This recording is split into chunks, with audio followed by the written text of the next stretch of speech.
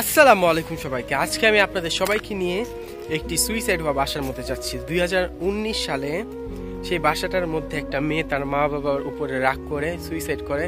এরপরের থেকেই বাসাটা সম্পূর্ণ পরিত্যক্ত হয়ে যায়, অর্থাৎ পুলিশ সিল করে দেয় প্রথমে, তারপরে সেই বাসাটা সম্পূর্ণ সিল হয়ে যায়। এবং সেই বাসাটার মধ্যে নাকি আপনার যারা এরপরে থাকার চেষ্টা করছিল তারা নাকি সেই মেয়েটাকে সে বাসার মধ্যে উপস্থিতি পেয়েছিল, যে সেই বাসার মধ্যে কোনো মেয়ে রাত্রেবেলা হাঁটাচলা করে।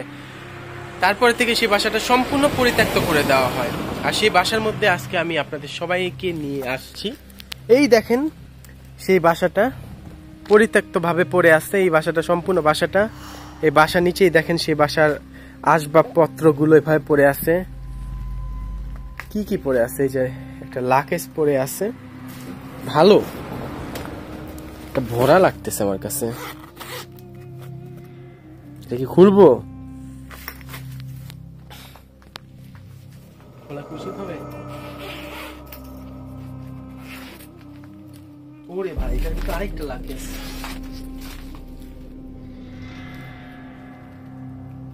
বুঝলাম, এটা কিন্তু কি রে ভাই?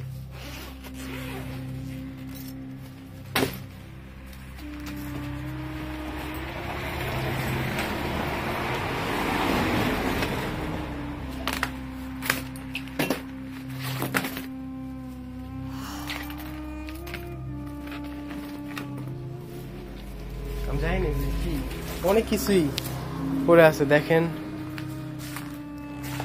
সুকেস থেকে শুরু করে আলমারি থেকে শুরু করে সবকিছুই পড়ে আছে।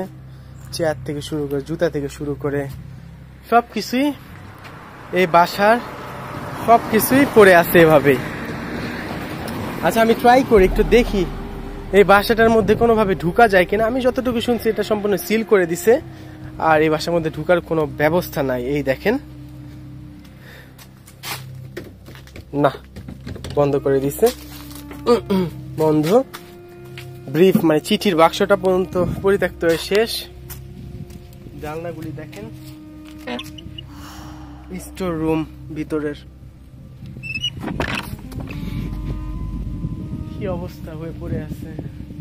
এই বাসাটা সম্পূর্ণ ভয়ানক একটা বাসা মানে হিসেবে সবাই এই এরিয়াতে মানে এই পাশে দেখতে পাচ্ছেন বাসাগুলি আছে। এই বাসাটা সম্পূর্ণ তারা একটা ভয়ানক বাসা নামেই চিনে, এবং এটা সম্পূর্ণ পরিত্যক্ত অবস্থায় পড়ে আছে। কারণ যারা এইটার মধ্যে থাকার জন্য চেষ্টা করছিল, পরবর্তীতে তারা থাকতে পারে নাই। কারণ হলো কি আপনার এই বাসার মধ্যে তারা বিভিন্ন সময় বলছে, যারা এই বাসার মধ্যে থাকার চেষ্টা করছে তারা বলছে যে এই বাসার মধ্যে আপনার রাত্রিবেলা কারো মানে হাঁটা শব্দ শোনা যায়, জিনিসপত্র নিজে নিজে পড়ে যায় এই বাসাটায়। আমি চেষ্টা করলাম আপনাদের নিয়ে এই বাসাটার মধ্যে প্রবেশ করার, কিন্তু কপাল খারাপ হলে যা হয় আর কি, কোনোভাবে এটার মধ্যে আমি ঢুকতে পারলাম না। দেখেন সম্পূর্ণ সিল করে দিছে, এবং আমি যদি এই বাসার মধ্যে ঢুকতে চাই তাহলে এই জিনিসগুলি আমার খুলে পরে ঢুকতে হবে, যেটা ইম্পসিবল। জানলাগুলি দেখতে পাচ্ছেন, জানলাগুলি দেখছেন, বাড়ি নাম্বার 25, গেট দেখেন। আমি একটা কথাই আপনাদের বলতে চাই, সুইসাইড হচ্ছে সম্পূর্ণ হারাম একটা জিনিস।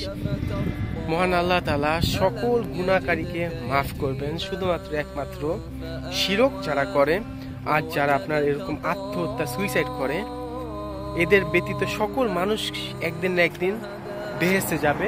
কিন্তু যারা এরকম মস্ত বড় গুনার কাজ করে তারা কখনোই বেহেশতের দেখা পাবে না, তাদের স্থান হবে সারাটা জীবন জাহান্নাম।